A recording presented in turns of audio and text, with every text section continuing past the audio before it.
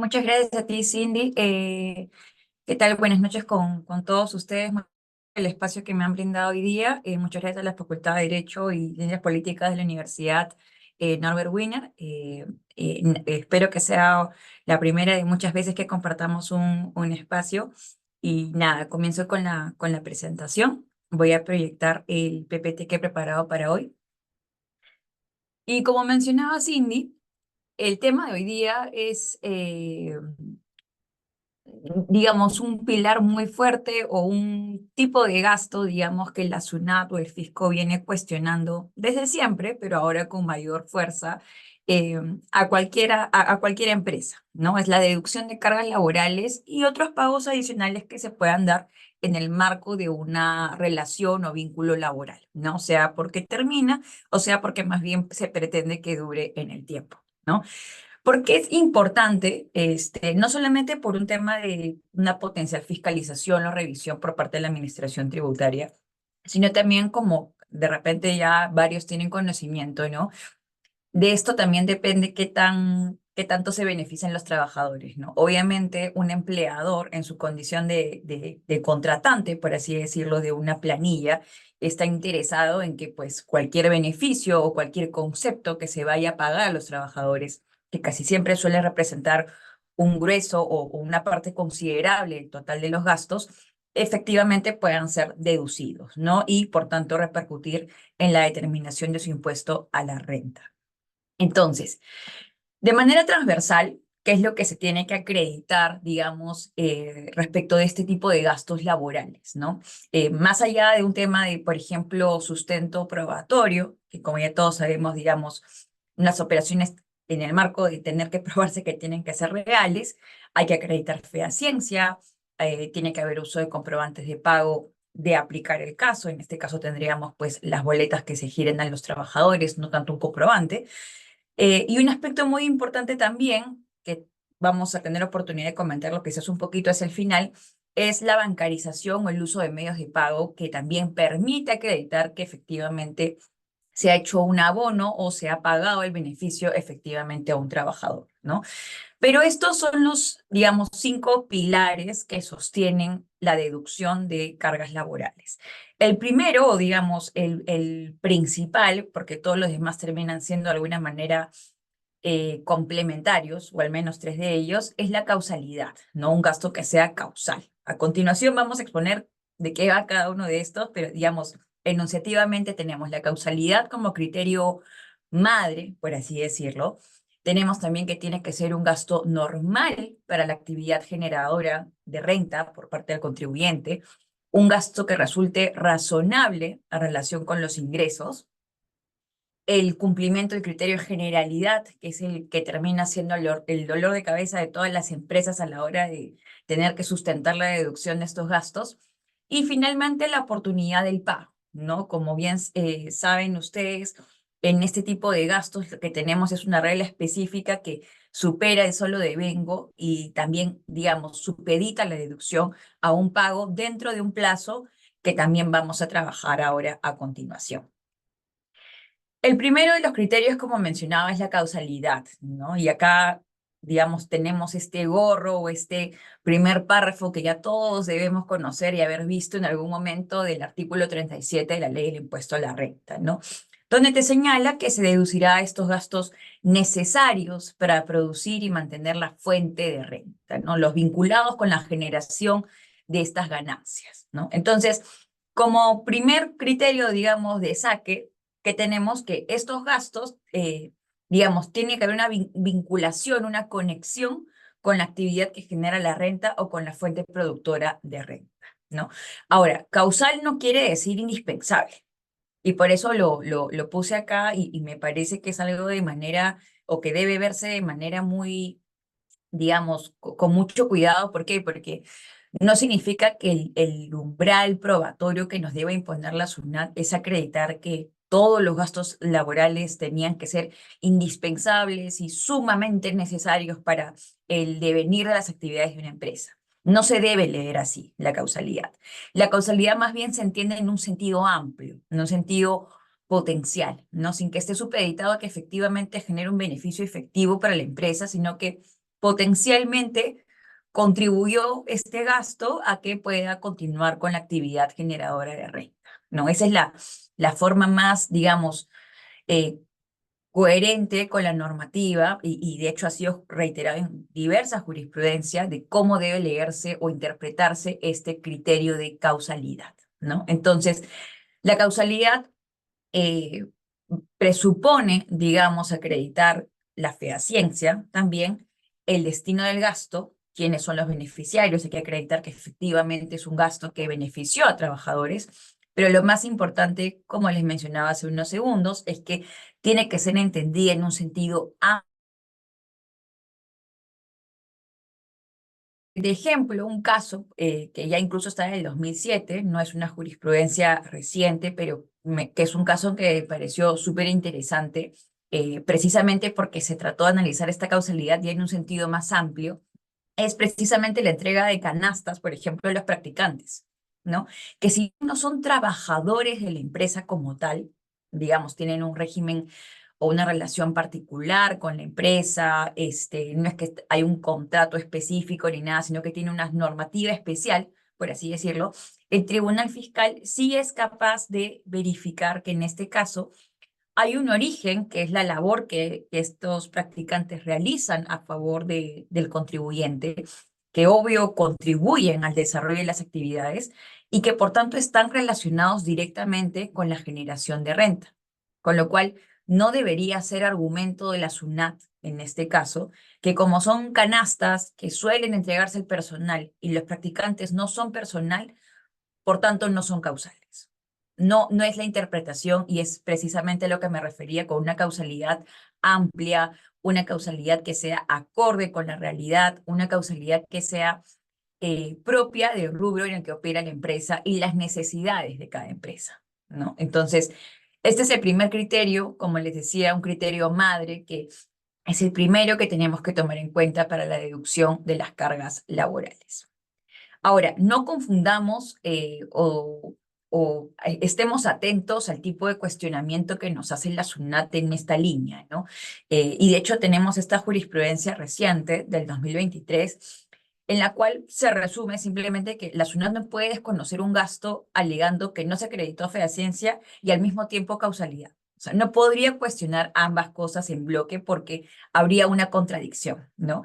Y si me permiten, solamente para leer la parte final de esta cita de la resolución del Tribunal Fiscal 366 emitida por la Sala 11 en el 2023, lo que señala es que eh, la efectiva realización de los servicios observados, porque la recurrente no sustentó documentariamente la fehaciencia de los mismos, y por otro lado, haciendo referencia al cuestionamiento que hace la SUNAT respecto a la necesidad del gasto. Esto es la relación de causalidad de los gastos efectuados con el mantenimiento de la fuente y o producción de la renta, lo cual resulta, como veníamos diciendo, contradictorio, dado que tales afirmaciones implican que, por un lado, se considere que no se acreditó la efectiva prestación y simultáneamente no se cuestiona la existencia de dichos servicios, sino la relación de causalidad. Entonces, lo que quiere decir en sencillo es, claro, ¿cómo puedes decir que no existió, pero a la vez estás diciendo que sí existió y más bien quieres acreditar cuál era el motivo que te llevó a a incurrir en ese gasto,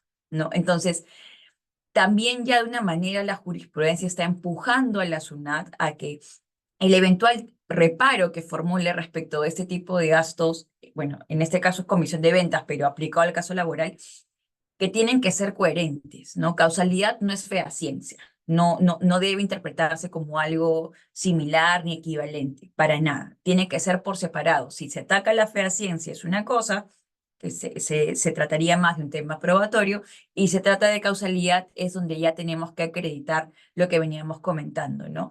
Que sea realmente acreditable que esto está vinculado con la actividad que me permite generar renta. Ahora, en cuanto a que el gasto tiene que resultar normal para la actividad generadora, nos vamos al penúltimo párrafo del artículo 37 de la Ley del Impuesto a la Renta, donde nos señala expresamente que, para efecto de determinar que los gastos sean necesarios para producir y mantener la fuente, estos deberán ser, he citado, creo que ahí debe ser normales, pero la norma está normalmente para la actividad que genera la renta grabada. No hay una definición de qué se entiende por normal o normalidad, pero digamos que el uso mismo de la palabra entendemos que se trata de un gasto usual, ordinario y que, digamos, se justifica en un contexto determinado, ¿no? Entonces, debería ser consustancial al giro de negocio o a la actividad a la que se dedica la empresa, pero también a un momento específico, ¿no? Y ahora vamos a hablar de un ejemplo en concreto. Entonces, ¿qué es la normalidad? Es un criterio complementario a la causalidad, que es lo que veníamos diciendo, pero en este caso referido a la regularidad o habitualidad de los gastos, ¿no? ¿Qué tan normal resulta para una empresa en el rubro en el que opera? Resulta para una empresa con determinados ingresos y otros elementos, ¿no? Esta normalidad, esta justificación, como les decía, no solamente es por la actividad, sino por un tema temporal, ¿no? ¿Qué ocurrió en el 2020, por ejemplo? Todos sabemos que, bueno, pasó la pandemia y en el marco de esta pandemia y las medidas, por ejemplo, que se tenían que tomar para que los trabajadores fueran reincorporándose al trabajo híbrido o presencial, ¿ya? Era gastar en mascarillas, gastar en protectores faciales. En algunos casos, por ejemplo, las empresas tuvieron que incurrir en gastos masivos para que las personas desde su casa puedan trabajar con una laptop, con un monitor, con sillas ergonómicas. Entonces, claro, estos gastos podrían no resultar normales en un contexto en el cual no hay pandemia. Podrían decir más bien, no, qué poco usual que una empresa, de repente, un rubro, no sé, de una minera, por ejemplo, que esté gastando en laptops, en sillas ergonómicas, qué raro. Pero claro, si vemos que se tratan de gastos del 2020 que contribuyeron a un tema de trabajo virtual, en remoto, en el ejemplo del personal administrativo en la minera, por ejemplo, sí resultarían normales, ¿no? Entonces, puede resultar normal, y esta normalidad hay que verla en ese sentido, ¿no? No solamente en un tema de rubro o actividad de la empresa, sino en un tema del tiempo, en qué ejercicios incurrieron, por qué se incurrieron en dicho momento. Ahora, como tercer criterio, la razonabilidad. Siguiendo en ese mismo párrafo, que ya superamos el tema de que los gastos deban ser normales, también se exige que se cumpla con este criterio de razonabilidad en relación con los ingresos del contribuyente. Como la misma afirmación o como el mismo párrafo lo señala, ¿no? Si una empresa tiene ingresos ínfimos o muy cortitos, no sería razonable que se incurren gastos pues, por montos excesivos o significativos, porque no va a ser coherente con la realidad de la empresa, la realidad económica en este caso, ¿no? Si bien el criterio de proporcionalidad que pongo aquí es distinto a la razonabilidad, se ven de la mano en este caso, ¿no? Tiene que haber una proporcionalidad entre gastos e ingresos del contribuyente. Entonces, si es una empresa, por ejemplo, que en un determinado ejercicio no ha tenido muchos ingresos y sin embargo tiene gratificaciones extraordinarias, que también es un concepto que vamos a ver más adelante, que superan o, digamos, representan el 2000% de lo que recibe el trabajador como sueldo, pongamos, no va a ser, digamos, coherente o no va a tener una línea, no se va a condecir ese gasto con el nivel de ingresos que tuvo la compañía en dicho ejercicio, ni mucho menos con el sueldo que estaba pactado pagar a dicho trabajador. Con lo cual, este criterio es más que nada verificación numérica y un aspecto muy importante que también deben tener en cuenta las empresas a la hora de pagar, sobre todo bonificaciones extraordinarias o conceptos que, digamos, no son usuales o típicos como en los sueldos o remuneraciones, sino más como aquellos que están supeditados, por ejemplo, a la productividad o al cumplimiento de metas o a los objetivos de ventas, por ejemplo, que podrían tener algunas empresas en los rubros de comercio, ¿no? Y llegamos a la piedra en el zapato de todas las empresas, que es el criterio de generalidad, ¿no? Continuando en este párrafo, se exige también que en este tipo de gastos, que son los del L, el EYE, que como ya saben son los de bonificaciones, gratificaciones, retribuciones y también aquellos gastos de salud y recreativos, que se cumpla con este criterio de generalidad. Generalidad También, o sea, generalidad no significa que yo tengo que pagarle necesariamente un concepto a todos los trabajadores. O sea, el concepto, digamos, el término utilizado quizás se presta para ello, ¿no? Generalidad significa que en general se tiene que pagar a todos, pero no es así. Es una generalidad más que tiene que leerse o que tiene que aplicarse a una generalidad respecto a quién le corresponde y si le corresponde que efectivamente se le haya pagado ese concepto, ¿no? Entonces, ¿cómo interpretar esto con trato igual a aquellos que se encuentran en la misma condición? Que es la línea que pongo aquí al medio, ¿no? Trato igual a aquellos que se encuentran en la misma condición. Stephanie, tenemos trabajadores que ocupan el cargo de directores. Y a los que son directores, les vamos a pagar una bonificación, pongamos, por ejercer esta función, y si es que la empresa obtiene utilidades, por ejemplo. Pero luego vemos que a fin de año, de los 5 directores, solamente 3 recibieron dicho concepto. Y los 5 estuvieron en planilla digamos, todo el año, los 5 ejercieron funciones. Entonces, ahí claramente no estaríamos cumpliendo con la generalidad. Y una generalidad incluso puede corresponder a una sola persona, si es que bajo parámetros objetivos, nuevamente, solamente correspondía que esa persona reciba un determinado concepto, ¿no? Aquí he citado la RTF 7840 del 2010, que de hecho es un criterio que se ha reiterado en distintas jurisprudencias más reciente, pero la línea o digamos el criterio que sigue el Tribunal Fiscal es el mismo, ¿no? Y lo más típico es el caso de las bonificaciones, por ejemplo, las bonificaciones que no se entregan en función a características especiales del cargo o puesto que desempeñan, que es lo que mencionábamos, sino aquellos que elaboran diversas áreas de la empresa, es decir, sin un parámetro objetivo, sin ningún tipo de filtro, por así decirlo, en cuanto a jerarquía o demás, no son deducibles. ¿Por qué? Porque claramente no sería posible en dicho caso acreditar que se cumple con el principio de generalidad, ¿no? Como les comentaba, este es el dolor de cabeza de casi todas las empresas que se animan a pagar conceptos adicionales a los trabajadores, ¿no? ¿Cómo pruebo la generalidad? ¿Cómo documento dicha generalidad? Y el sustento documentario típico, digamos, por excelencia para acreditar la generalidad, suele ser una política interna de la empresa, ¿no? Se tienen políticas internas de gratificaciones extraordinarias, de bonos por productividad, y claro, en dicha política tiene que quedar bien en claro a quién se le paga, por qué se les paga y cuál es el monto que se va a pagar.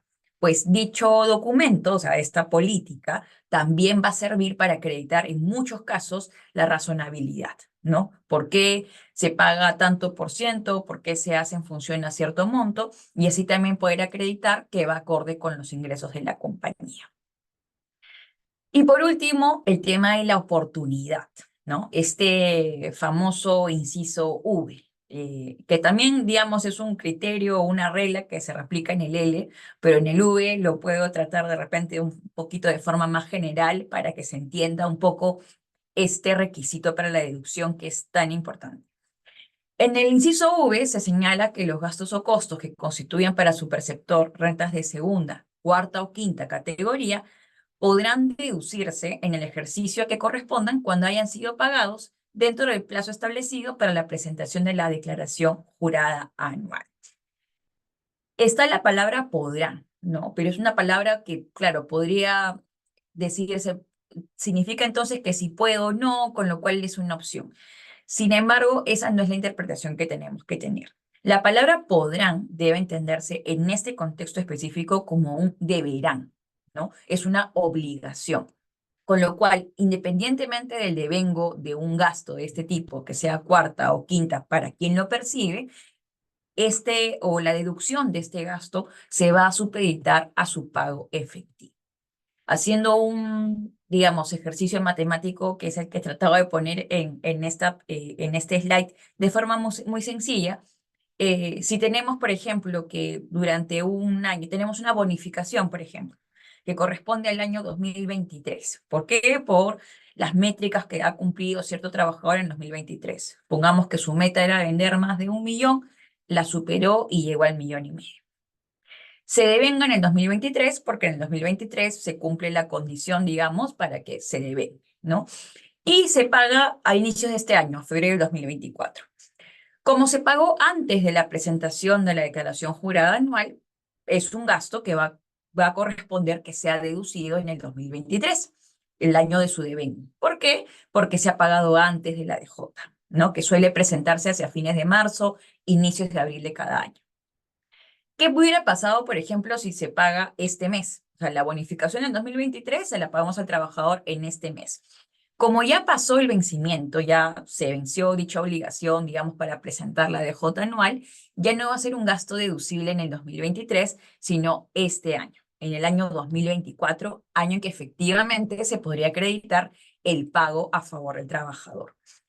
En la misma línea, si esto se pagara ya no en este año, sino imaginemos que por temas de liquidez o por un tema de caja, no se va a poder pagar hasta el 2025, será el gasto o un gasto deducible en el 2025, ¿no? Entonces, esta regla, digamos, especial, por así decirlo, porque supera lo del devengo y te pone como adicional que también tengas que cumplir con el pago, es transversal a todo este tipo de renta de gastos laborales y digamos que también empuja o pone un poquito de presión a los empleadores a que simplemente no te tomes un gasto diciendo que has incurrido en él, sino que efectivamente has tenido que pagarlo a favor de tu planilla, a favor de tus trabajadores. Entonces, es la línea que se ha tratado de perseguir al incorporar este requisito y es algo que deben tomar en cuenta las empresas antes de deducirse cualquier gasto en un ejercicio.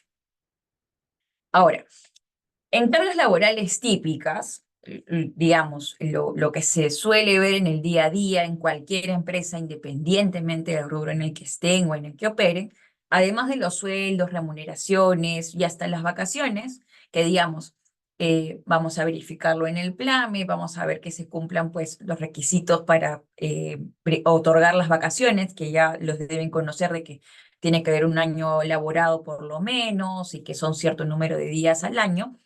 Uno de los conceptos típicos es la participación de los trabajadores en las utilidades, ¿no? La famosa PTU, que, digamos, son pagadas por ciertas empresas que superan ciertos ingresos y que tienen, digamos, 20 trabajadores en su planilla, ¿no?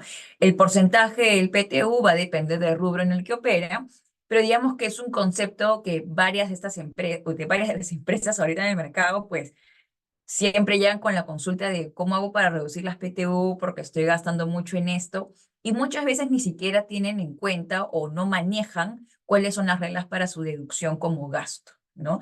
En el caso de las PTU, su deducción se supedita a este inciso V que hemos visto en la diapositiva anterior, ¿no?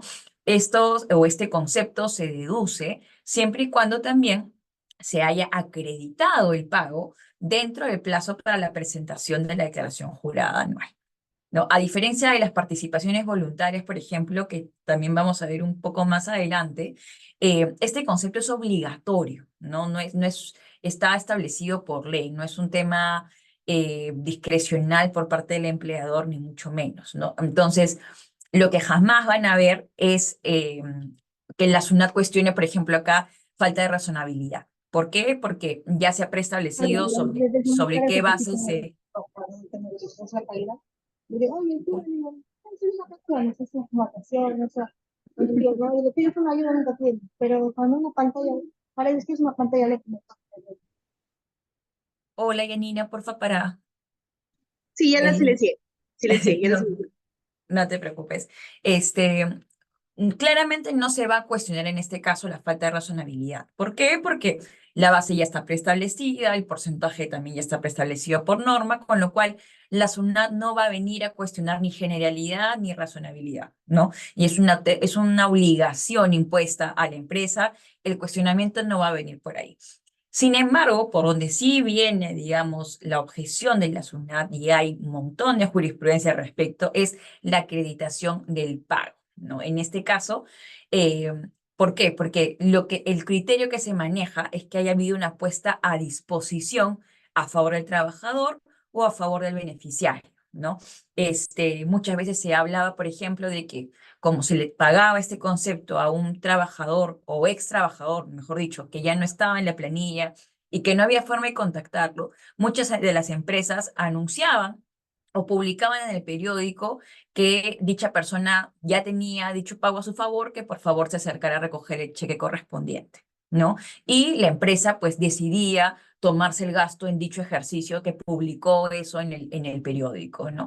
Y la SUNAT cuestionaba que dicha publicación por sí sola o la emisión de cheques, por ejemplo, en general, sin que se acredite la entrega efectiva a favor del trabajador o el cobro, mejor dicho, del trabajador de ese cheque, no acreditaba que se hubiera efectuado el pago, con lo cual el gasto no era deducible en dicho ejercicio, ¿no? Aquí puede haber mucha discusión, de hecho es un aspecto muy controvertido, en especial en las PTU, pero también en otro tipo de conceptos, de qué se entiende por puesta a disposición, ¿no? Como les comenté, en este caso lo que se tendría que acreditar es que el trabajador ya hace suyo el ingreso, ya lo cobró, ya está en su esfera patrimonial, por así decirlo, o por último, que depende de su sola voluntad ir a cobrarlo, ¿no? Y ahí es donde está la línea gris que, digamos, casi siempre hay disputa o controversia entre la SUNAT y los contribuyentes, ¿no? ¿En qué momento se verifica que el trabajador ya puede hacer uso de su sola voluntad para hacerse acreedor, digamos, o para cobrar dicho importe? Entonces, es un concepto en el que hay que tener mucho ojito, ¿no? ¿Cómo se acredita dicho pago? Otro de las cargas laborales típicas son las obligaciones asumidas por convenio colectivo o contrato. En el convenio colectivo, queda claro, hay un convenio que, digamos, establece que hay una obligación de efectuar el pago de cierto concepto, pero en el tema del contrato, y esto es cada vez más flexible al menos, o vemos que el Tribunal Fiscal está siendo un poco más flexible al respecto, es que se reconoce que hay una obligación contractual y el tribunal correctamente, en mi opinión, confirma la deducibilidad. ¿Por qué? Porque ante un eventual incumplimiento podría haber un juicio o algún tema de incumplimiento contractual, por lo cual la empresa que se ha comprometido a hacer ese pago y ha incumplido con ello, podría verse perjudicado o con un detrimento económico por incurrir en, digamos, o por entrar a un juicio o una eventual demanda, ¿no? Entonces, esta obligación contractual que, digamos, puede hacerse respecto de un trabajador en particular, digamos que puede ser deducible siempre y cuando se acredite dicha obligación y siempre y cuando se acredite también cuál fue la necesidad, en todo caso, de incurrir en dicha obligación, ¿no? Ocurre muchas veces, por ejemplo, cuando hay contratos de gerenciamiento. Tenemos dos empresas, una de ellas tiene una planilla de gerentes súper especializados en su tema y otra empresa requiere de servicios de gerenciamiento, con lo cual la primera designa por un tiempo como gerentes a su planilla a esta empresa y esta empresa termina obligándose mediante contrato a pagarles a su sola discreción a estas personas un concepto adicional, digamos, por haber estado ejerciendo funciones durante cierto periodo, ¿no?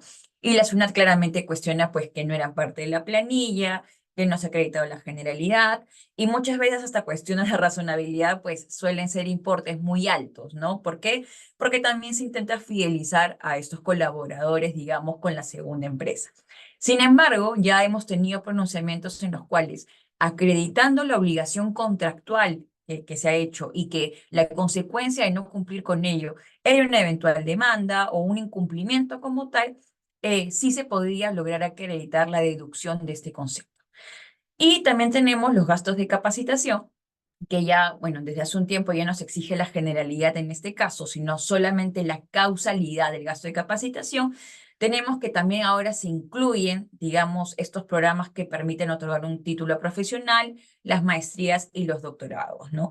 Este tipo de gastos, ¿por qué son típicos? Pues porque cada vez, digamos, que se incentiva a los colaboradores a que se inscriban en maestrías, en diplomados o en cursos de especialización, con lo cual bastaría o debería bastar solamente con acreditar la causalidad, que incurrir en este gasto a favor, en principio, de mi trabajador también me está beneficiando a mí como empresa para que estos resulten deducibles, ¿no?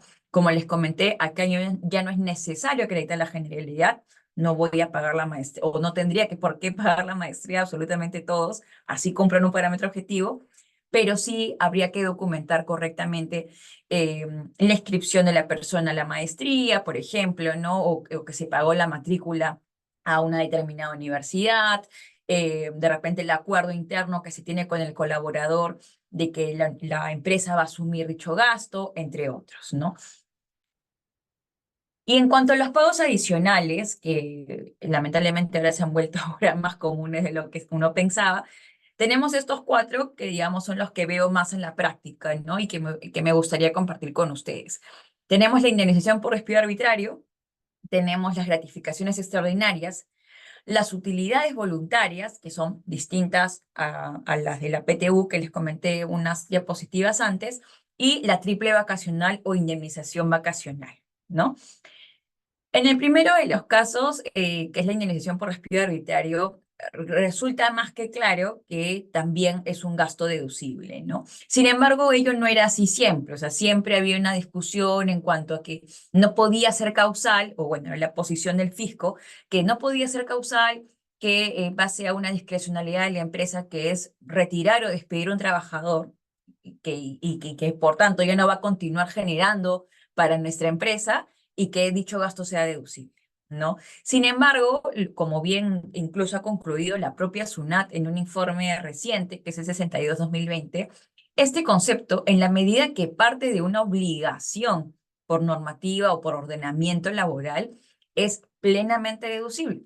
¿Por qué? Porque yo ya quedo en una obligación impuesta por ley como empleador de que un despido unilateral, o sea, que ha dependido solamente de mi decisión, me obliga o digamos me exige a mí pagar una indemnización y con un límite incluso que son de 12 remuneraciones al trabajador que se está despidiendo, ¿no? Entonces, sí es un gasto propio de las actividades generadoras de rentas, con lo cual es un gasto plenamente deducible.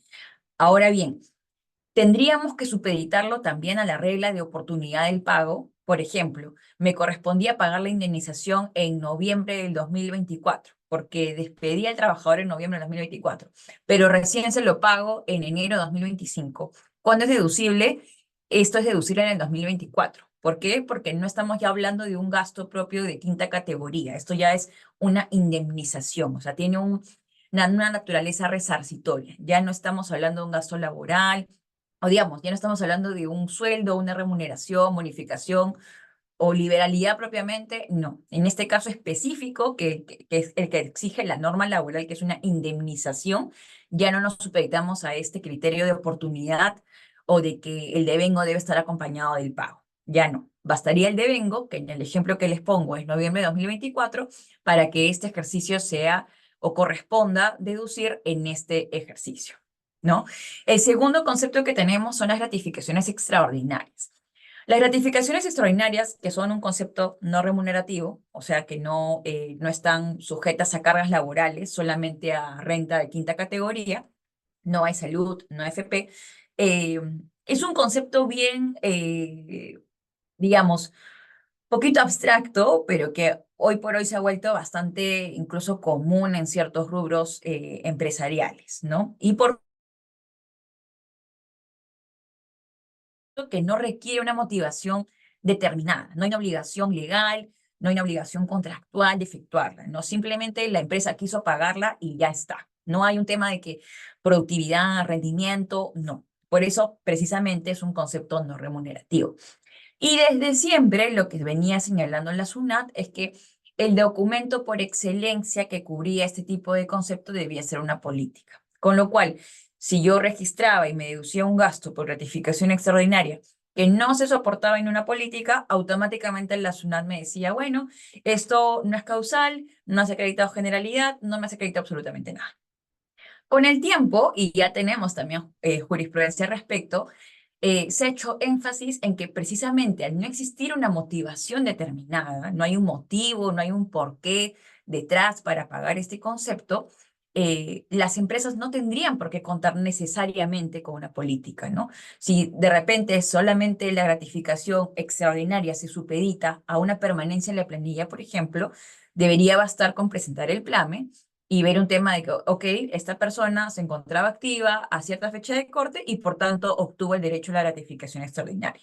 Entonces, Hay mucha mayor flexibilidad con el tema de sustento probatorio y, sin embargo, suele ser un concepto que casi siempre es observado por la SUNAT, pero ahora habría mayor posibilidad, digamos, de revertir el reparo o en la instancia de apelación ante el Tribunal Fiscal, ¿no? Lo que usualmente se repara, como les comentaba, era la razonabilidad y la generalidad, ¿no?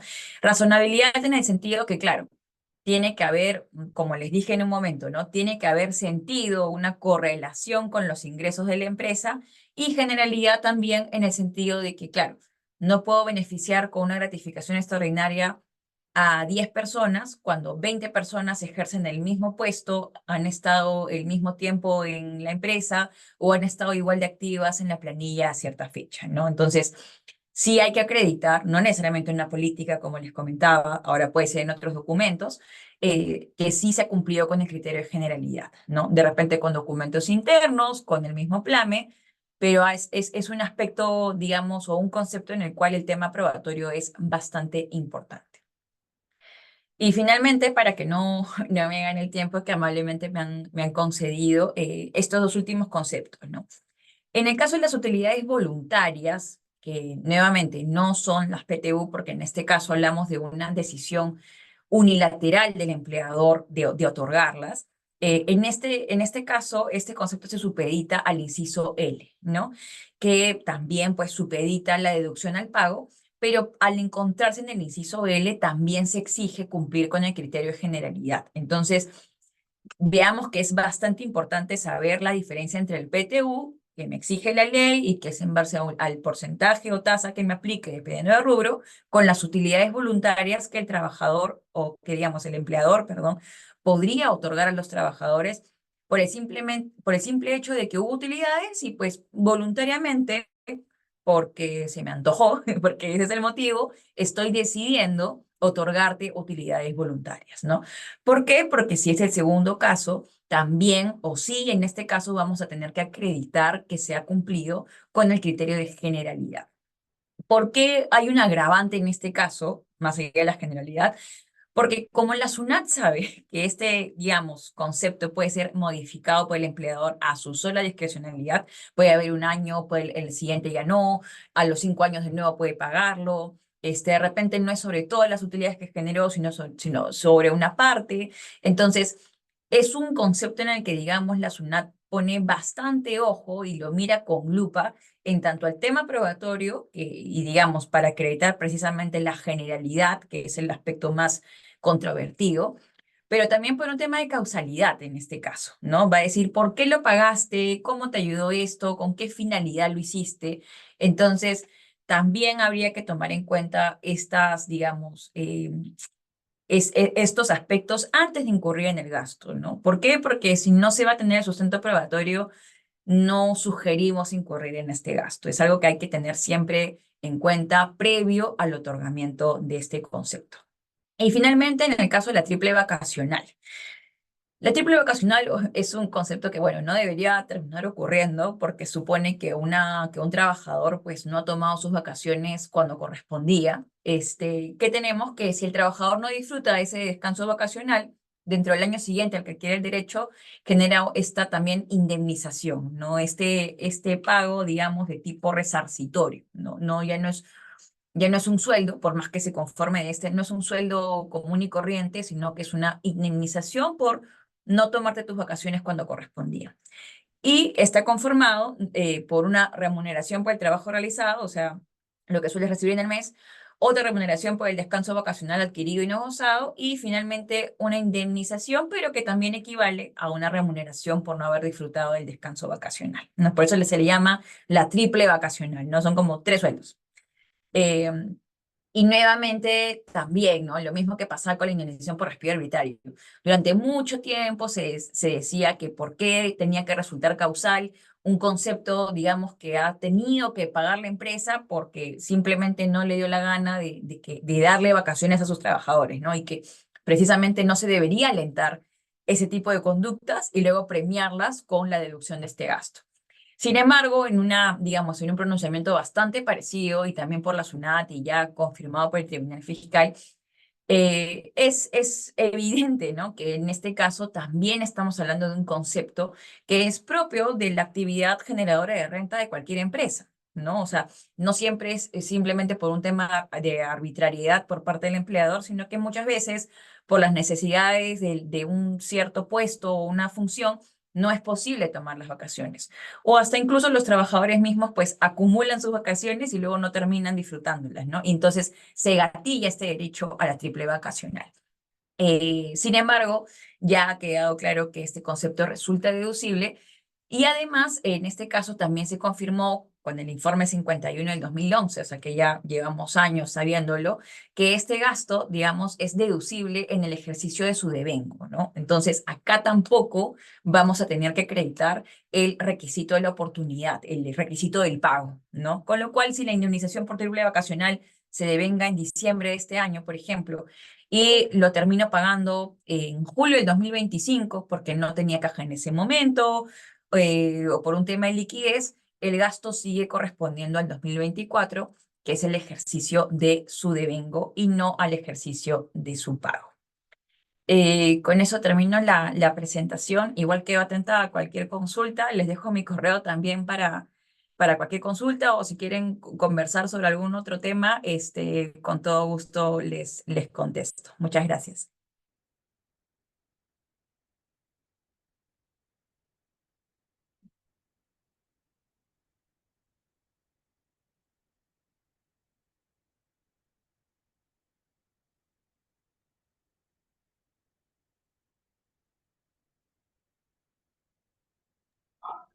Muchas gracias, Stephanie. Chicos, ¿alguna duda? ¿Alguna pregunta? Bueno, por aquí hay un comentario que mencionan, todo muy claro. Muchas gracias a la ponencia de Fabio Saldívar. No, gracias a ustedes. Igual, Cindy, por favor, mi correo para cualquier consulta sobre el tema o sobre el que gusten, queda a su disposición y nada, se quedó todo súper claro. Me despido de ustedes y hasta una siguiente oportunidad. Muchas gracias. Dale saludos a los chicos porque te están viendo literalmente desde los salones. Entonces, hay uno que está proyectando, pero te están viendo 40 alumnos. Perfecto. No, Entonces, sí, gracias por conectarse. Y nada, reitero mi deseo de volverlos a ver pronto. por favor, no se olviden de llenar la encuesta de satisfacción, señores. Muchas gracias. Gracias, Cuídense, un Stephanie. gusto. Muchas gracias. Chao, gracias.